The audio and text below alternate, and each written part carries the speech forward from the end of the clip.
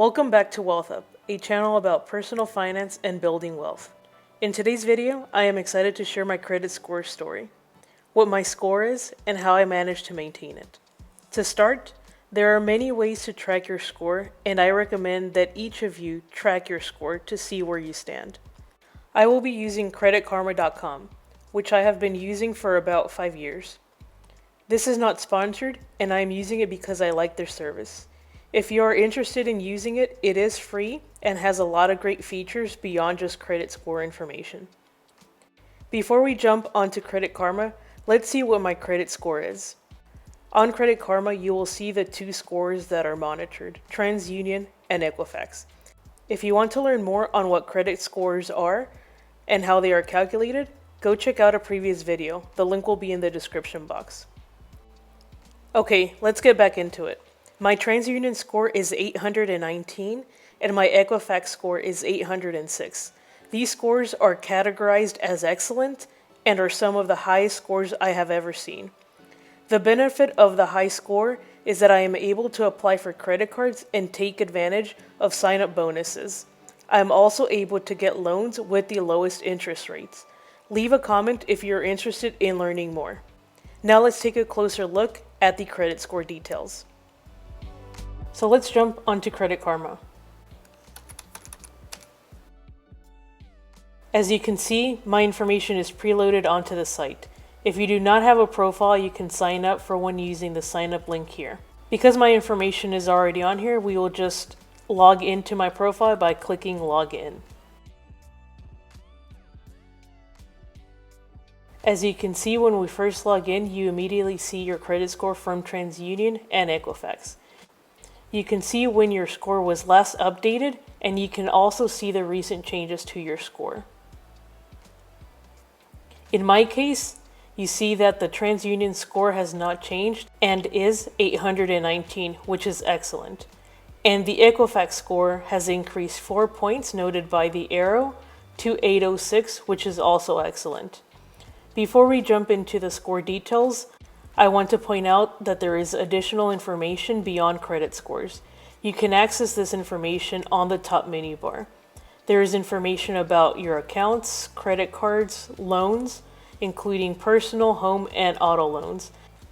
There is also information about your cars and home. Here you can find information about the value of your car, insurance information. I encourage everyone to go in and see if you are overpaying for your current insurance premium.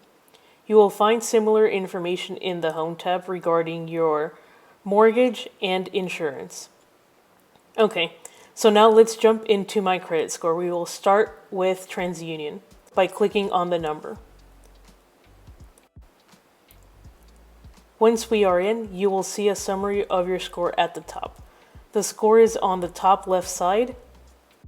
To the right of the score, you will see a figure that shows your score over the last 4 months. If you hover over the data, you can see what the score was and when it was calculated. You can see that on September 16th, the score took a dip to 816 and then recovered on October 21st to 819 and has stayed the same since.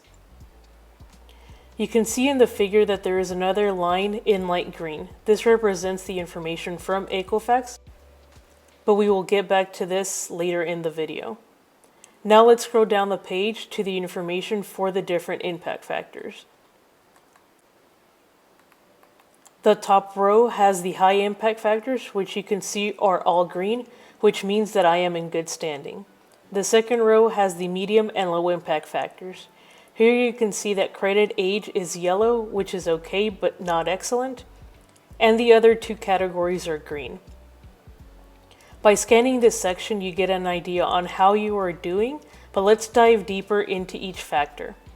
First, we will go into payment history by clicking View Details. Once we are on this page, you can see in the top left corner that my payment history is 100% and have 0 late payments. In order to achieve this, I make sure to pay my credit cards at the end of every week. This ensures that I stay on budget and I also keep this impact factor in good standing. If you want a more hands-off approach, you can set up your credit cards to pay the minimum payment automatically, and this will ensure that you keep a payment history of 100%. There is a lot of good information on this page. Under my score for this category, it shows how missed payments lower your score. On the right side, you can see that this is a high impact factor. Also on this side, you can see a section titled What to Know. This details how late payments of 30 and 60 days affect your score versus 90 days. There is also additional information on how this gets calculated. To review the next factor, you can click Credit Card Use at the top. The format is similar to the previous page. My credit card use is 0%, and I have a balance of $0 out of $39,800. Again, here I ensure to pay my credit cards weekly to keep the balance low. If you cannot pay your credit cards in full, one tip is to increase the available balance. This will improve your score. However, only do this if you can manage the increased balance, and this will not lead you to get into more debt. Under my score, you can see how having a credit card balance can affect the score. Remember to stay less than 30% and ideally under 10% for the best score. On the right hand side, there is also information on how to keep this factor in good standing. Now, let's look at the derogatory marks. On this page, you see that there are 0 marks from collections and 0 marks from public records. If you do have marks, there is information on the right-hand side on how to manage. Remember that the marks stay on your record for 7 to 10 years, and it will take time to get them off your record. If this is the case, be patient and work on the other categories for improving your credit score. Now, let's look at the credit age.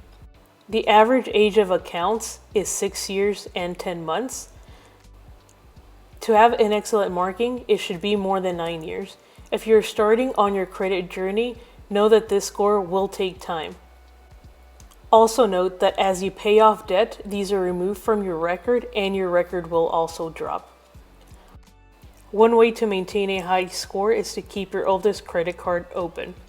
Make sure that you use it semi-regularly so that it is not closed. If it is not a credit card that you use often, set it up to pay a monthly subscription. This will ensure that the card stays active. Now, let's look at total accounts. This takes into account the number of open and closed accounts and is also affected by the mix of different types of accounts. I have a total of 9 open accounts and 12 closed accounts. These are a mix of credit cards and loans. Lending agencies like to see a mix as it shows that you can handle different accounts responsibly. To see more details on these accounts, you can go to the Accounts tab on the top menu. Now let's look at hard inquiries. This is the number of times that your credit has been checked. My records show 0 inquiries in the last 2 years. This is because all of my credit card applications in the last 2 years have been business credit cards and are not reflected in this score. However, I do frequently apply for new credit cards and do not see a big impact on my score. There is typically a small dip initially, but the score usually recovers within a few months. You are often advised not to have recent hard inquiries when you are applying for new loans, specifically a mortgage. But in my experience, I applied for a new credit card a month before I purchased my home and did not have any issues with my lender. Now let's go back to the TransUnion score summary to review the Equifax information. To do this, click on the Equifax on the far right side. You will see very similar information with the score on the top left side at 806, with the recent increase of 4 points and the figure on the right side. Now let's scroll to the bottom to look at the summary so we can see where the difference is coming between Equifax and TransUnion. Looking at this information, you see that the high impact factors are the same. There is no difference between Equifax and TransUnion, so we will not go into detail again here. But there are differences in the medium and low impact factors. Let's take a closer look into these differences. The credit age here is 6 years, which is 10 months less than TransUnion. The difference is that Equifax is taking my business credit card information into account and is including it in these calculations. Because I opened these accounts in the last 2 years, they have lowered my score. Now let's look at total accounts. Again, here there are more accounts counted, which makes the total number of accounts higher. This is again coming from the business credit cards that have been recently opened. Finally, let's look at hard inquiries. The record shows 4 inquiries in the last 2 years. Again, this is coming from business credit card request. For privacy reasons, I will not share these details, but if you scroll down on this page, you can see when your credit was last checked. Now let's go back to our dashboard. This is the page where we started. Before logging off, I want to make one last recommendation for anyone trying to improve your score. This is to go to the Resource tab at the top of the page. There is a lot of great information on here. One thing to check out is the Credit Score Simulator. This tool lets you see how your score will change when you make changes to your profile. There are several options here, for example, if you get a new loan, open a new credit card, and a lot of other options. Let's see what would happen if I open up a new credit card. After you click, it will ask you to estimate the credit limit. Here I recommend that you put the average available credit on your current credit cards. For this example, I will put $6,500 and click Submit. As you can see, the prediction is that my score will drop by 5 points and they expect that the score will improve in a minimum of 3 months. I recommend that you look at the different scenarios to see how you can improve your score. This concludes the review of my score on Credit Karma.